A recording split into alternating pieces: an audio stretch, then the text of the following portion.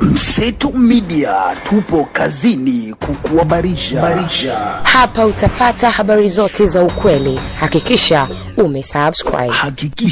umesubscribe. Mimi ni Paul Kisabo, ni wakili, ninafanya kazi na mtandao wa tetezi wa haki za binadamu Tanzania. Kwanza napenda kutoa taarifa kwamba mteja wangu wakili Peter Michael Madeleka leo nimemtembelea na kuonana naye na kuzungumza naye kwa kina Central Police Station Dar es Salaam kuhusiana na tuhuma ambazo zinamkabili.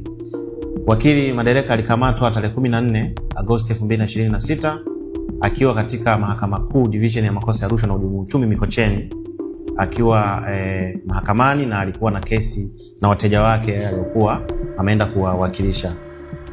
Amenieleza kwamba ni askari zaidi ya 10 walienda kumkamata, lakini wakati wanamkamata alikuwepo pia wakili Mendez.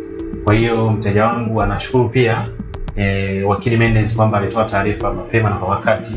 Sasa baada ya kukamatwa amenieleza alipelekwa Central Police Station Dar es Salaam, na wakati anakamatwa hakuambiwa kwamba anatuhumiwa kwa tuhuma zipi, lakini baada ya kufikishwa Central Police Station Dar es Salaam aliambiwa kwamba anatuhumiwa kwa kukiuka amri ya mahakama.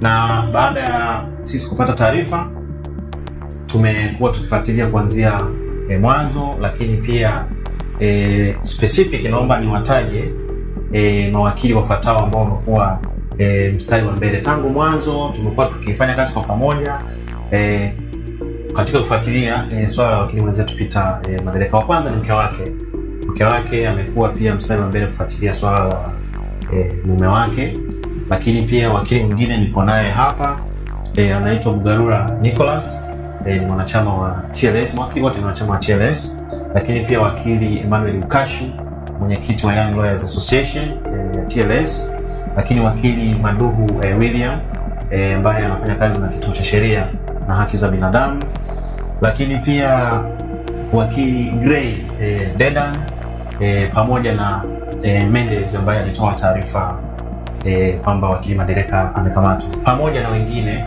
ambao sijawataja kwa namna moja ama nyingine wamekuwa pia nao wakifuatilia swala la wakili mwenzetu.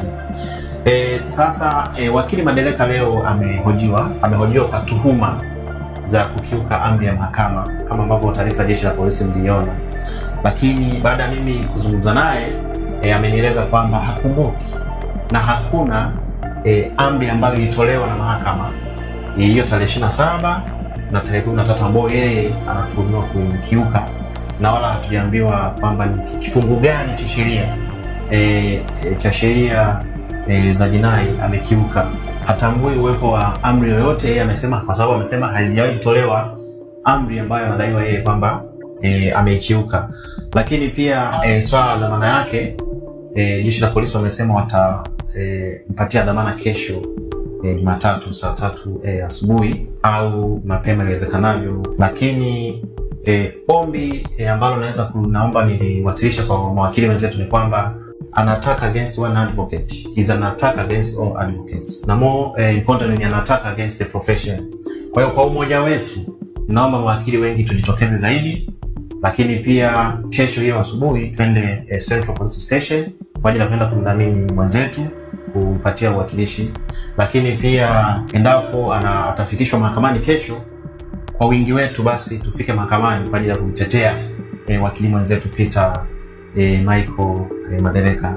Na hili jambo pia tuliangalia kwa makini sisi kama wasomi, kwa sababu kama anatuhumiwa kukiuka amri ya mahakama, maana yake tunategemea malalamikaji awe ni yule aliyetoa hiyo amri ambayo obvious katika mazingira haya atakuwa ni jaji. Sasa kama atakuwa ni jaji, fikiria Madeleka naye kwamba kama atafikishwa mahakamani, jaji ni mtumishi wa muhimili wa mahakama, Madeleka apelekwa mahakamani akashtakiwa kwa tuhuma hizo, impartiality yake hapo inakaaje?